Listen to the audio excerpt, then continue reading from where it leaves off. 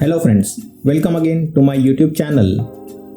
आज हम फिर से सीख रहे हैं फोटोग्राफी विथ कैनन DSLR।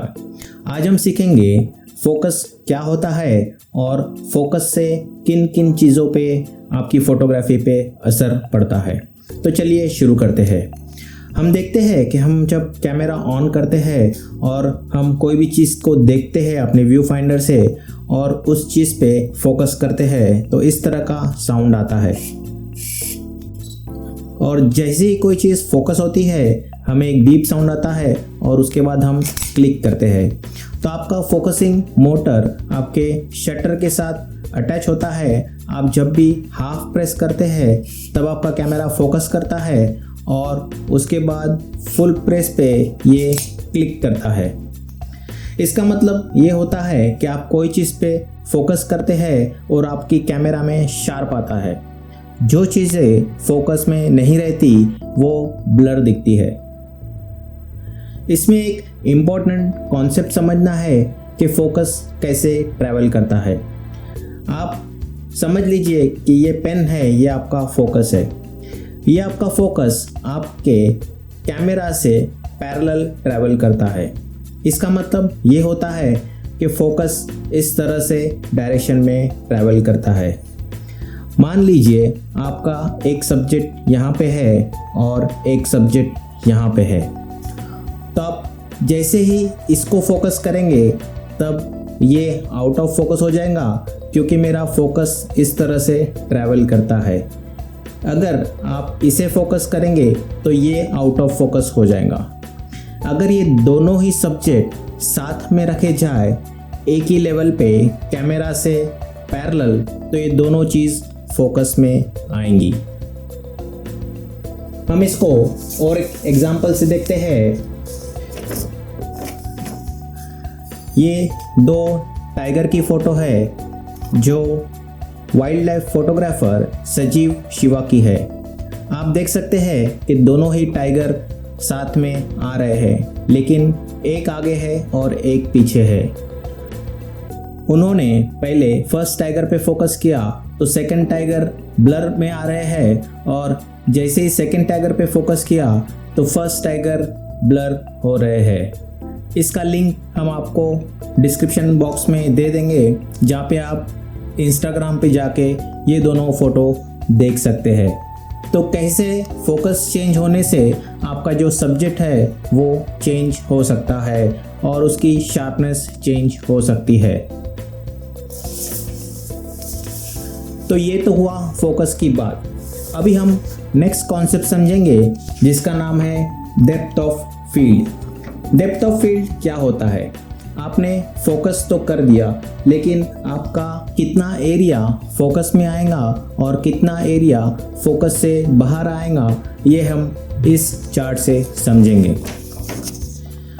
हमने पहले वीडियो में देखा था कि अगर आपका अपर्चर बड़ी ओपनिंग का है, बड़ी ओपनिंग का यानी छोटा नंबर है, f2.8 छोटा नंबर है, f5.6 है, तो जैसे ही आपका अपर्चर का ओपनिंग छोटा होता जाएगा आपका डेप्थ ऑफ फील्ड बढ़ते जाएगा।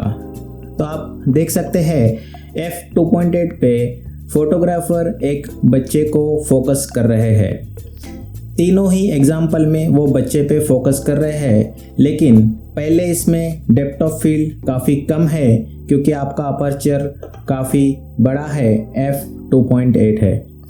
सेकेंड एग्जाम्पल में यहाँ देखा जा रहा है कि अपर्चर f5.6 है, जिससे डेप्थ ऑफ फील्ड बढ़ गया है और ये बच्चे के साथ में जो पीछे का एलिमेंट है वो भी फोकस में आ रहा है। थर्ड पिक्चर में आप देखेंगे कि सामने एक डॉग है, बच्चा है, कुछ और बर्ड है और ट्री है, ये सारे ही फोकस में आ रहे हैं। तो आपको एक कॉन्सेप्ट क्लियर रखना चाहिए कि अगर आपका अपर्चर बड़ा है तो आप ज़्यादा चीज़ें फोकस में रख सकते हैं। अगर आपका अपर्चर कम है तो कम चीज़ें फोकस में रहेंगी और उतना ही ज़्यादा बैकग्राउंड ब्लर आपको आपके फ़ोटो में मिलेगा। तो अगर आपको पीछे पोर्ट्रेट फ़ोटो आप खींच रहे हैं और पीछे आपको बैकग्राउंड ब्लर ज़्यादा चाहिए तो आपका अपर्चर मिनिमम पॉसिबल अपर्चर होना चाहिए।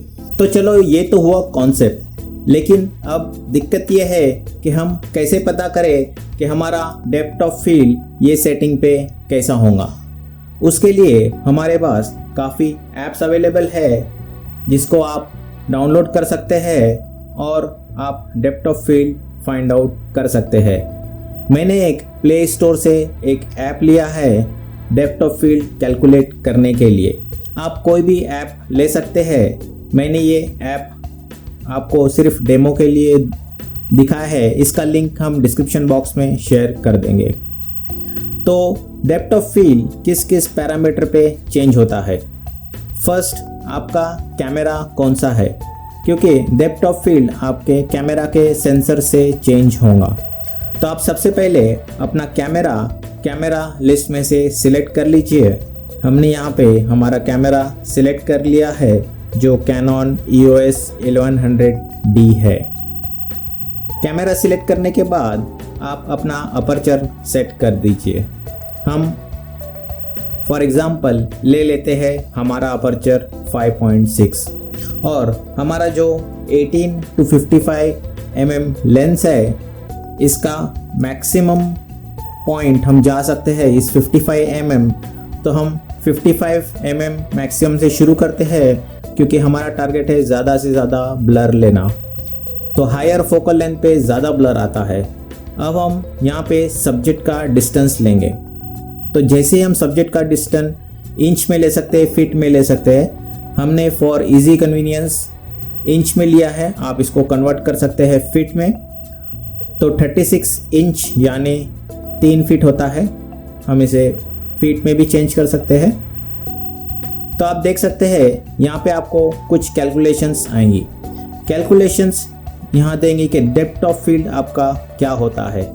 डेप्थ ऑफ फील्ड होता है 2.2 इंच। तो 2.2 इंच का एरिया आपका फोकस में होगा। तो आप मान लीजिए 2.2 इंच लगभग इतना होता है, तो इतना ही एरिया आपका फोकस में होगा। अगर आप किसी सब्जेक्ट, किसी पोर्ट्रेट या किसी पर्सन को क्लिक कर रहे हैं, तो मान लीजिए उसका फेस फोकस में होगा और उसके पीछे के जो बाल वगैरह है वो ब्लर हो जाएंगे। अगर आप चाहते हैं कि ये जो 2.2 इंच डेप्थ ऑफ फील्ड है इसको बढ़ाई जाए, तो इसको बढ़ाने के लिए या तो आप अपर्चर चेंज कर दीजिए या आप सब्जेक्ट से दूर चले जाइए। तो फॉर एग्जांपल हम पहला करते हैं अपर्चर चेंज, 8 कर देते हैं। तो जैसे हमने अपर्चर 8 किया तो आपका डेप्थ ऑफ फील्ड 3.11 इंच हो गया।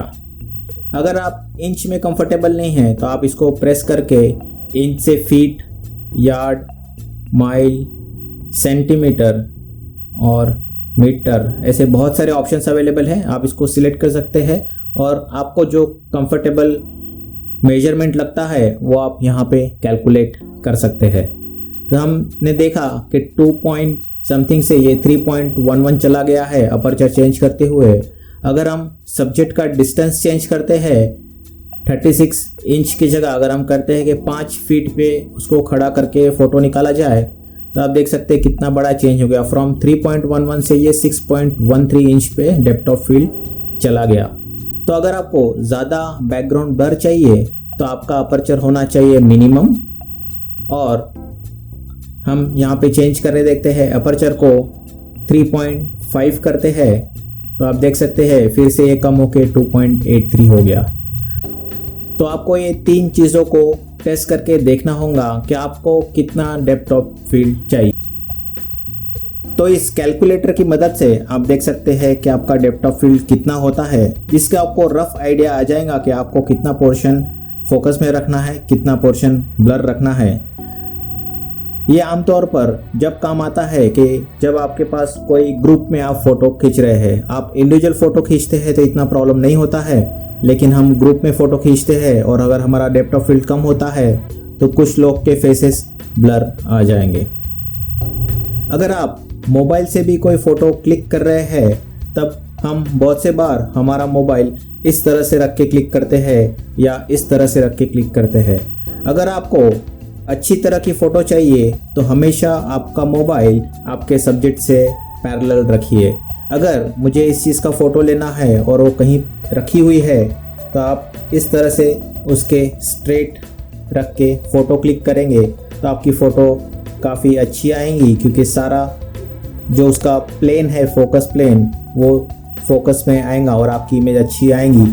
अगर आप कोई डॉक्यूमेंट भी स्कैन कर रहे हो तब अगर आप डॉक्यूमेंट इस तरह से नीचे रखते हो तो आपका मोबाइल इस तरह से पैरेलल होना चाहिए, जिससे आपकी इमेज अच्छी तरह से स्कैन हो जाएंगी।